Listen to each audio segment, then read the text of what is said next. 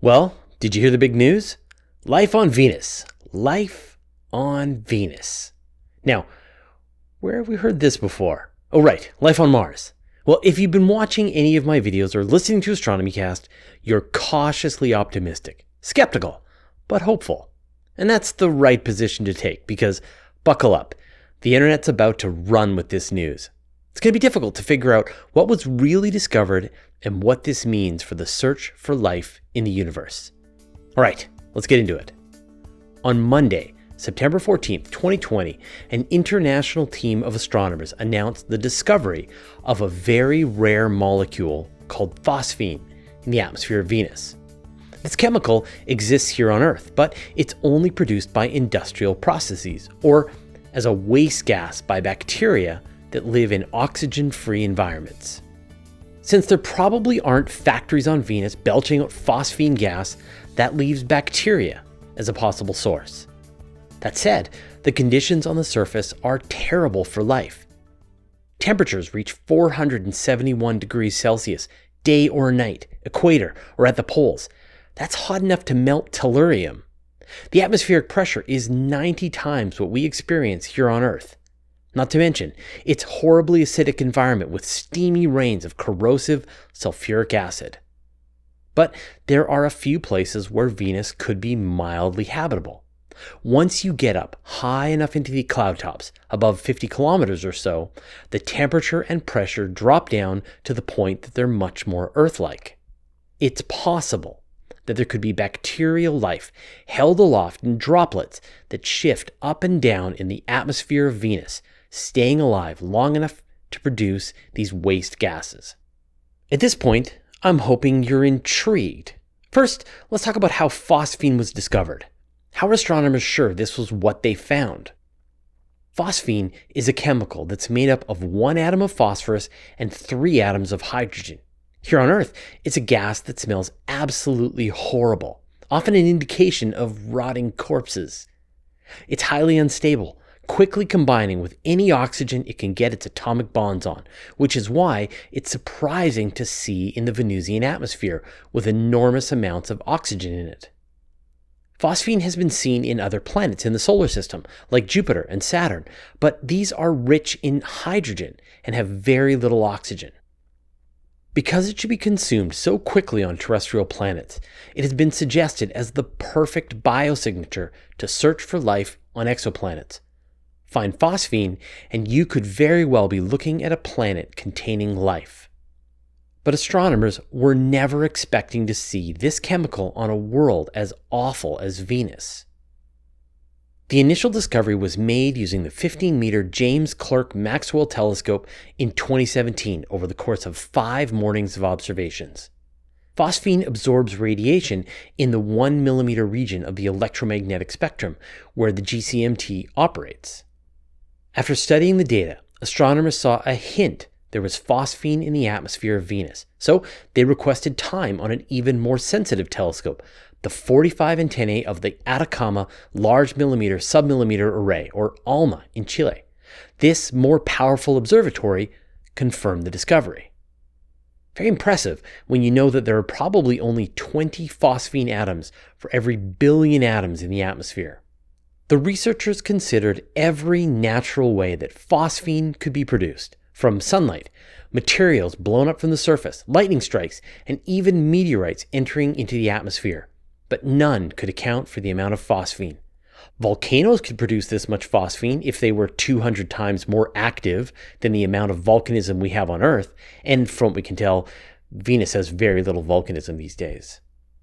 But Earth bacteria would only need to be working at about 10% of their maximum productivity to be able to generate this quantity of phosphine. In other words, bacteria could be struggling, just barely able to survive on that hellscape Venus and still be able to easily account for the signal. But how could life actually survive high up in the atmosphere without any solid ground? Well, I'll get to that in a second, but first I'd like to thank Richard Lace, Curry the Vegan, Tanner McKinney, Eric Maury, Dima Chermakov, William Fisk, and the rest of our 896 patrons for their generous support. Want our videos early with no ads? Join our community at patreon.com/universetoday. Phosphine producing bacteria is a great idea and all. And sure, maybe the temperature and pressure high up in the clouds could be survivable by airborne bacteria. But that doesn't sound exactly sustainable. Eventually, the bacteria should fall into the oven-like conditions closer to the surface, right?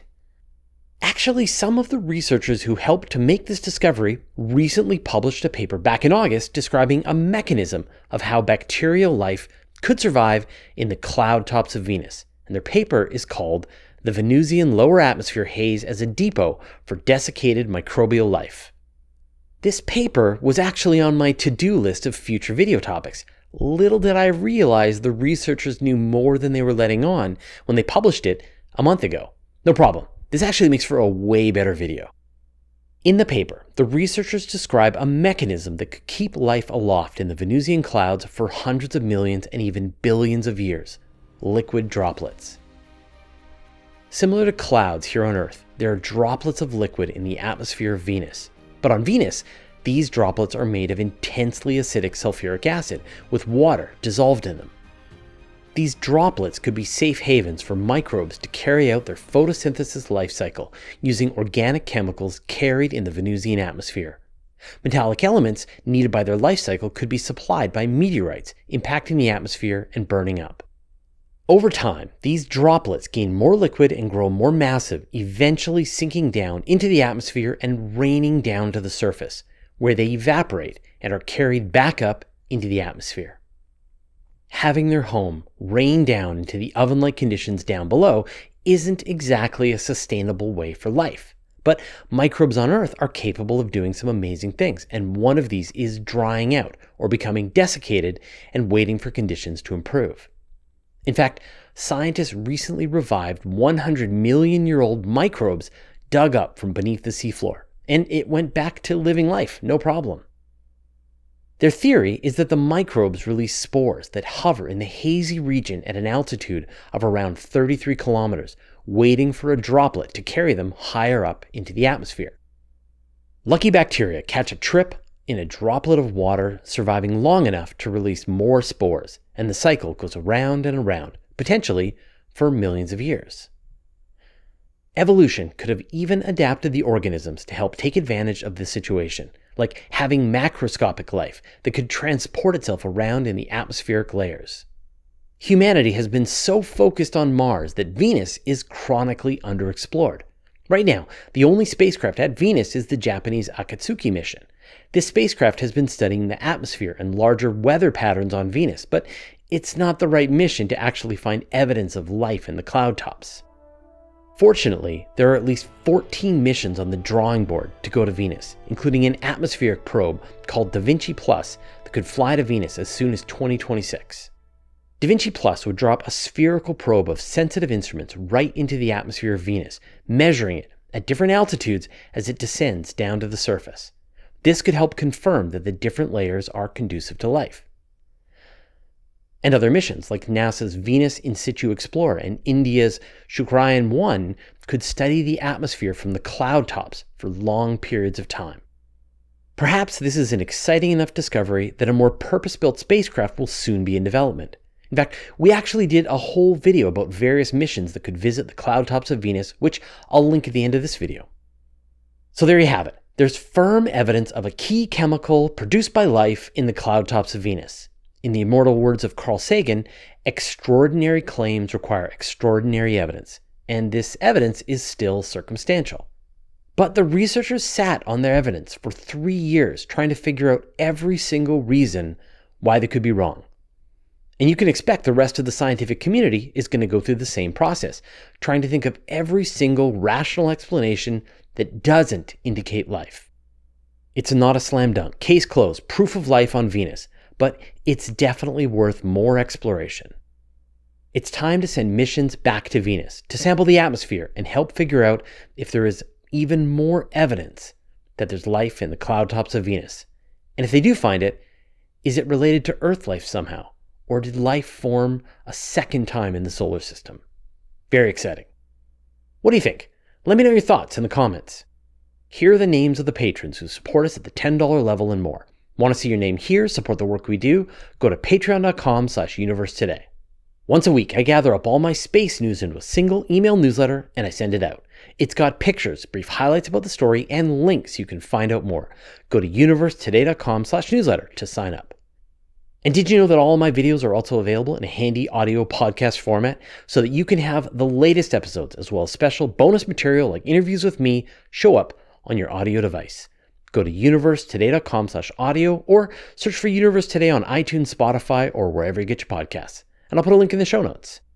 Like I said, we've actually done a whole video about prospective missions that could sample the cloud tops of Venus directly with much higher precision than can be done from Earth. And you can watch that video now.